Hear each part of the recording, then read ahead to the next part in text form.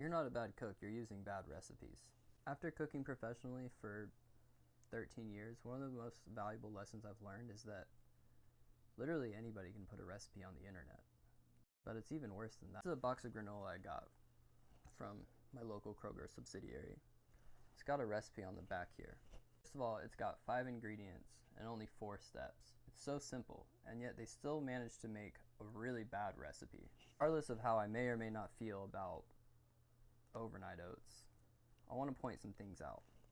We've got oats, plain, milk, apple, granola, and maple syrup. What they tell you to do is mix the milk with the oats and put it in the jar. Then top it with granola and apples, already sweet, and then drizzle maple syrup over the granola and apples, and then put it in the refrigerator overnight.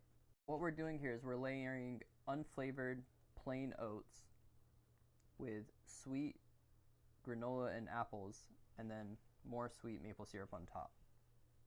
Without much cooking experience, you should be able to look at that recipe and say, well, that doesn't make sense. It's going to taste better if I mix the maple syrup in with the milk and oats. And putting granola and apple on top of the oats and putting that in the fridge overnight is a completely pointless step.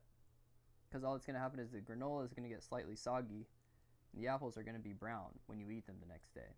The only thing that needs to be in the fridge overnight is the oats soaking in milk. So literally anybody can post a recipe on the internet, but this is a recipe that was approved by a corporate board, printed onto hundreds of thousands of boxes, and then distributed to hundreds of stores, so that millions of consumers can purchase this granola and then make the worst overnight oats they've ever had in their lives.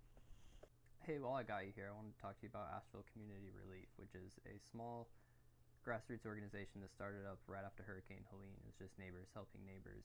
They expanded into a physical location where they now offer by appointment free grocery shopping. This means that unlike some food banks, you don't have to stand in line, and you can go and choose exactly what you need for your own family and your individual needs. Since the government shutdown, they have been taking far more appointments, and they've been working extremely hard to keep their shelves stocked. As we head into the holiday season, I know that small mutual aid organizations like this are going to need as much help as they can possibly get to make sure that our communities stay fed, safe, and healthy. I have a Ko-Fi in my bio. And any tips and donations that I take over the next forever are going to be distributed to mutual aid organizations like Appalachian Community Relief.